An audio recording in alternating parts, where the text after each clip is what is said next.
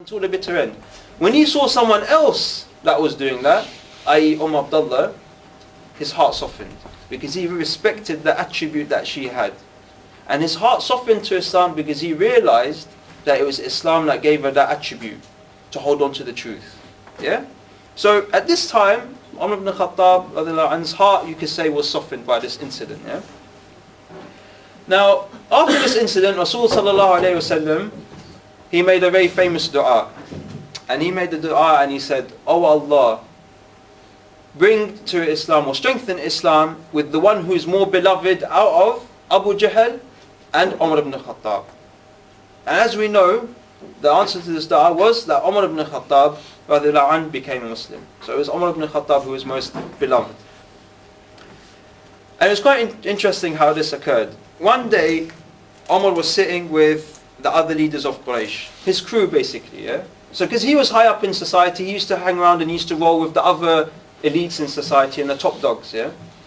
So they were sitting down one day and the subject of Rasul sallallahu alaihi wasallam and Islam came up. And the Quraysh started cussing Islam, they started cussing Rasul sallallahu alaihi wasallam, saying, look, he's come, he's threatened our way of life, he's come to divide us, he's insulted our intelligence, he's insulted our gods, etc. We've got to do something about this. So then they said, the only thing we can do is we have to kill him. We have to kill Rasul sallallahu alaihi wasallam. Who's going to volunteer to do it? So the volunteer was Umar ibn Khattab. Because like I said, he was a man who held on to his beliefs until the bitter end, yeah? And he got so angry about the reality of what was going on, yeah, that there was this Islam and it was coming and threatening his way of life, that he's the one who volunteered to go and kill Rasul sallallahu alaihi wasallam. So he got up, got his sword, put it by his side, and he stormed off on his mission to go and find Rasul sallallahu alaihi wasallam.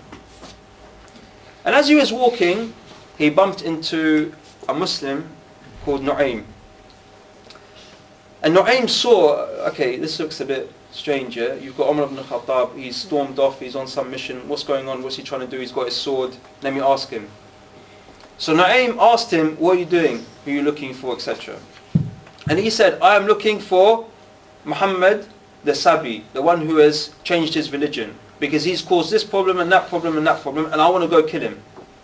So obviously, you can imagine Nu'aym was shocked, and he was really distressed. Because he's a Muslim, obviously he doesn't want any harm to come to Rasul sallallahu alaihi wasallam. So he started thinking, what can I do to stop him, yeah? So he starts arguing with him, he starts trying to distract him, he starts chatting to him. But he could see that Umar ibn Khattab is going to go and kill Muhammad sallallahu alaihi wasallam. So the last ditch attempt to stop him, he said, look, before you go and do that, why don't you sort out your own house? And then Umar ibn Khattab said, what are you talking about? And he said, your sister, your brother-in-law, they've become Muslim. So why don't you go sort them out first before you go and kill Rasul sallallahu alaihi wasallam? So obviously Omar was enraged. Yeah? How can people from his own family leave his religion? So the next thing he did is he stormed off to his sister's house, Fatima. And when he got there, he could hear some whispering and some muttering, yeah? And the reason is because they were in the house learning Quran and reciting Quran from Surah Taha. So Omar knocked on the door, and instantly the people inside, they realized it was Omar outside, yeah? So the first thing they did is they quickly took the papers that had the Quran on it and they hid themselves. And then Omar came into the house and he said, what are you guys doing? What is this whispering and muttering that I can hear, yeah? And he realized that they were reciting Quran and all of the people in the house were Muslims. So what he started to do, he started beating up his brother-in-law, Sa'id, yeah? And Umar ibn Khattab and the people at that time, the way they used to fight is they used to wrestle. And Omar's favourite move was to get the guy, shove him on the ground and sit on him, sit on his chest. That was his classic move, yeah? And if you can imagine 7 foot, yeah, 7 foot of man on your chest, it's going to kill you, isn't it, yeah? So that was his special move. So Fatima, his sister, and the wife of Sa'id, she tried to defend her husband. Okay, so she came up and she tried to get Omar off, and then Omar radiallahu anh just pushed her in the face. And she fell over and her face got injured and it started to bleed.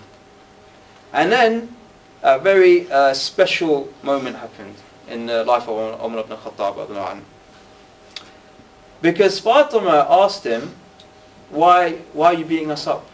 Why are you fighting us? Is it because we believe in Allah alone? And Omar said yes. And then she said a fantastic quote, yeah? She said, do what you like, yeah, to Omar ibn Khattab, do what you like. I bear witness that there is one Allah and that Muhammad is his messenger, and I'm going to be a Muslim whether you like it or not. Okay? So she was showing some of the same attributes as Abdullah, holding on to the truth till the bitter end. And like I said before, this was something that Omar ibn Khattab respected a lot, and something that he admired. So when Fatima's sister said this, instantly his heart softened again. And this is what intrigued him to find out more about Islam. So then he said, okay, he felt some regret about what he did. So he asked Fatima, can he read what they were reciting? So Fatima said, no, she was really hesitant, yeah, because she thought he was going to take it and rip it apart or whatever. But in the end, she got Umar ibn Khattab to make wudu, and then she gave him the paper. And he started reading Surah Al-Taha.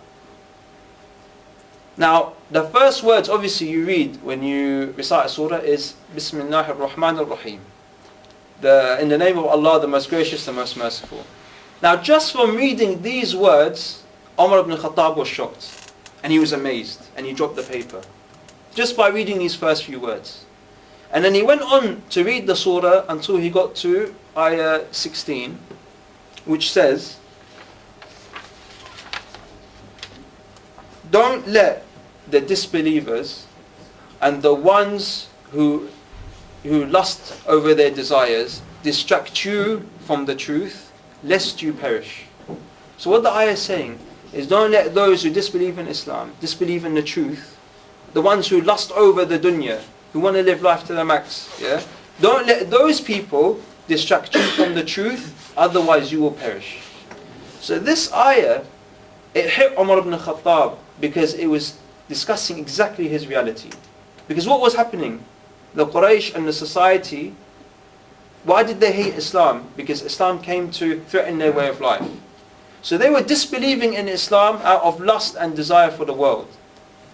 So this ayah really hit Umar ibn Khattab radiallahu anhu. And straight away, after reading this, he realized that he had to accept the truth. So he asked Fatima, where's Muhammad sallallahu alaihi wasallam? Because I need to go and pronounce my faith and become a Muslim. So he went to the foot of the Mount of Safa, to Dar al-Arqam, where Rasul sallallahu alaihi wasallam was. And he went there, and as we all know, he went and he said the Shahada and he became a Muslim. So brothers, what lesson can we take from this part of his conversion? Yeah?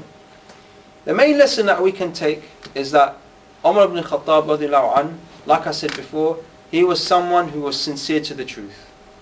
So when he read this ayah from Surah Al-Taha that was saying, don't let those disbelievers distract you from the truth, yeah? He realized instantly this is talking about his reality. He realized instantly that it was those people that were distracting him from believing in the truth and from becoming a Muslim. And brothers, the reality that we live in today is very, very similar. Okay, we don't have the Quraysh, but we've got the media, we've got politicians, we've got the society. And what do they tell us? They try and distract us from the truth. So they say, why do you believe in this Islam?